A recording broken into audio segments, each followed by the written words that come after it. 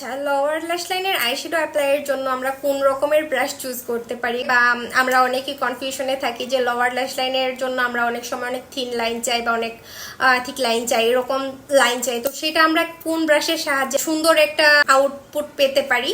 তো আমি তোমাদেরকে এখন দেখাচ্ছি আমি অ্যাজ ইউজুয়াল কিভাবে অ্যাপ্লাই করি। আমি তোমাদেরকে এখন এক্সপ্লেইন করছি আমি কিভাবে অ্যাপ্লাই করি। তো আমি ফার্স্টে এরকম একটা চিকন একটা ব্রাশ নিয়ে নেই, এটা দিয়ে আমি আমার লোয়ার ল্যাশ লাইনে আচ্ছা এখানে ফার্স্টে হচ্ছে দিলাম দিলাম দিয়ে এরকম একটা ব্রাশ নিতে পারো, এরকম একটা ব্রাশ নিতে পারো। দেন হচ্ছে এটাকে এভাবে করে ব্লেন্ড আউট করে দিতে পারো। আমি জাস্ট আমার লোয়ার ল্যাশ লাইনে আইশ্যাডো অ্যাপ্লাইয়ের জন্য এবং সেটাকে ব্লেন্ড আউট করার জন্য মূলত এই দুইটা ব্রাশই ইউজ করে থাকি। একটা হচ্ছে খুবই চিকন এবং একটা হচ্ছে মোটামুটি, তো ওটাও চিকন, মানে অত বেশি মোটা না, যেহেতু লোয়ার